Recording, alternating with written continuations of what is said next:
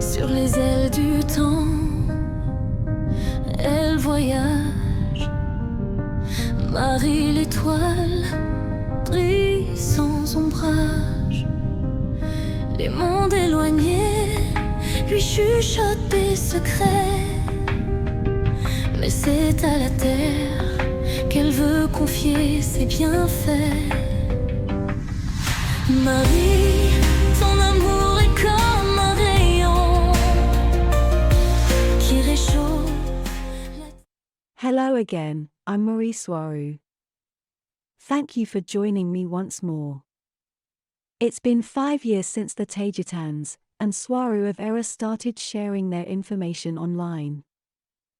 They had been talking to many people for years already before that, but in a more personal one-to-one manner with mixed results. Although I understand that they didn't hold any expectations, at least at first.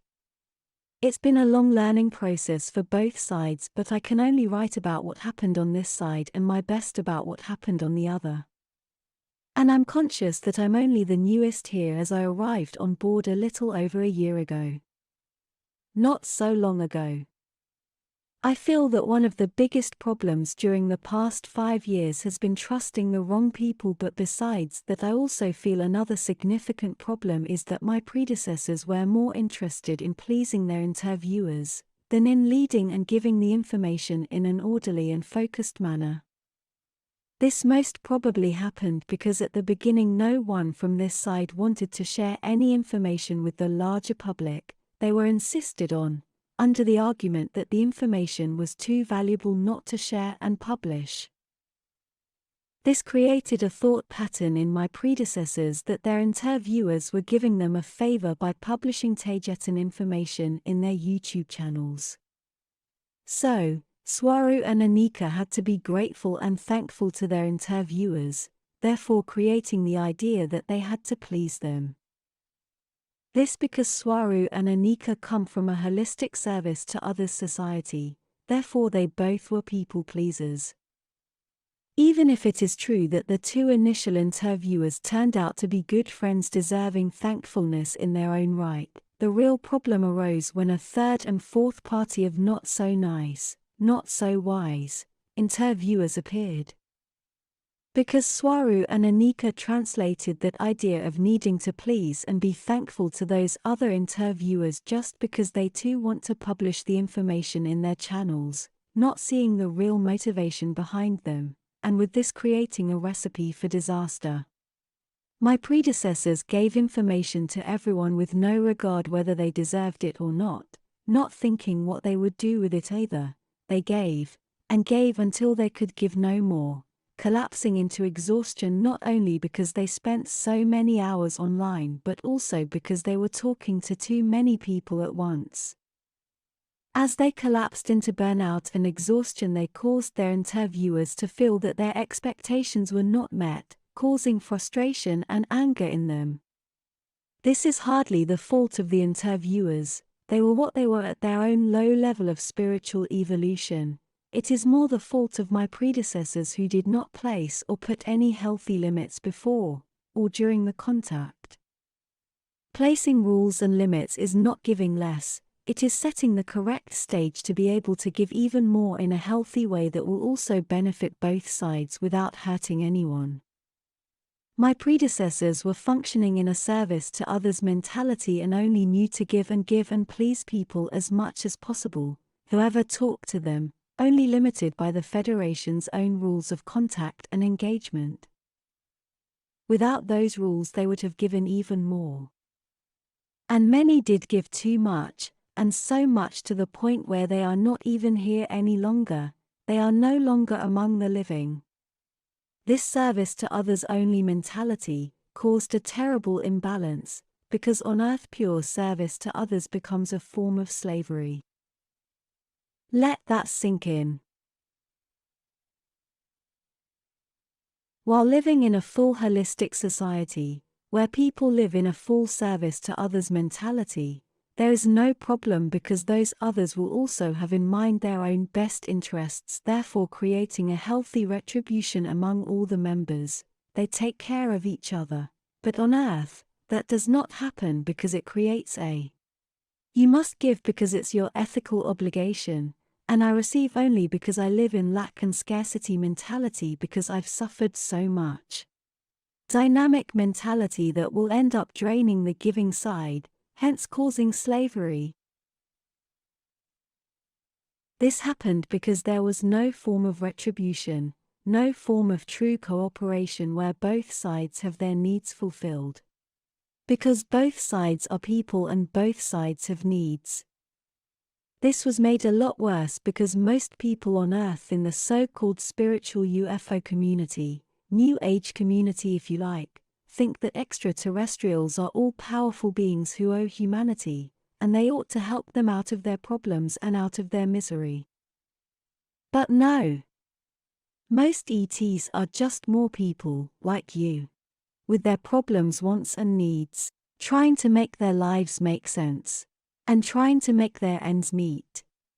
As Anika once said back in 2016, the hardest extraterrestrial to accept is the one that looks like you in a mirror. That couldn't be more accurate. But I understand that it has been a learning process for both sides. Not only for the information giving side and the receiving and publishing side, but also, the public in general has had to adjust to the simple fact that Taygétians and Swaruunians are here, now, and they are talking. It's not even important if they trust this is veridical information or not. It's not important for me who believes me or not. I know most don't, especially the so-called experts, and I'm perfectly okay with that, and I am because what they say cannot change the fact of who I truly am, my life and experiences on and off that planet called Earth.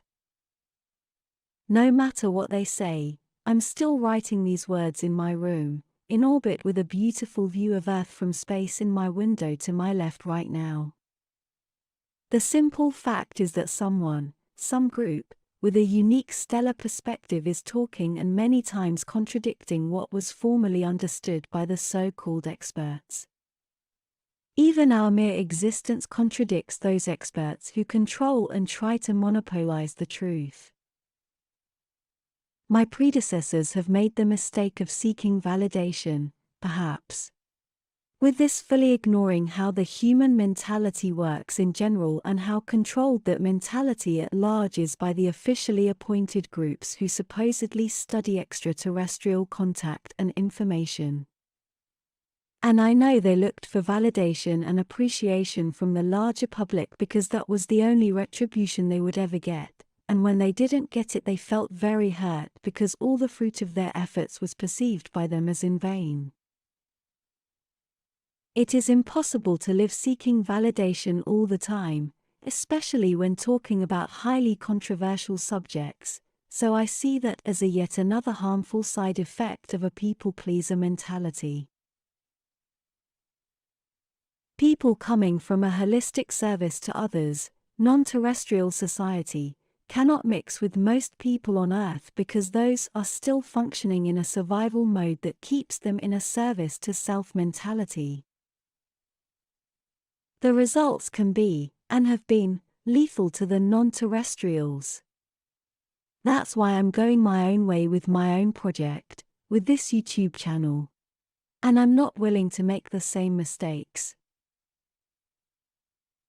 I am publishing this information on a more progressive manner, from lesser to the more complicated, and I'm publishing all this in a focused manner with few to no distractions. But in general, I think that one of the most important concepts, if not the most important one to take away from the entire 5-year publishing project is the fact that there are other humans in space. And many, many more. As simple as that. It sounds simple and innocent, but the implications are huge. It means you've been lied upon for perhaps thousands of years. It means that the population of Earth is under perception and mind control to achieve a self-validating, self-corroborating, and self-contained reality world realm that can only be valid in its own context. You may want to call that the Earth Matrix. My information is what it is and I write it because I was not born on that planet, so I cannot fall into the same mentality and the same ideas that hold that matrix together. Because I have seen and lived other experiences outside Earth. I know many of you out there listening right now would like to talk to me, and I know most of you are beautiful advanced souls I'd love to be friends with. But at this time I cannot start any kind of direct communication because it is not healthy for me, as I just explained why above. And also because, although I do have some technical help here from my friends, I'm doing all this work essentially alone, and I would get severely swamped. That is why I have the comment section deactivated. I hope you understand. With much love. Marie Swaruu.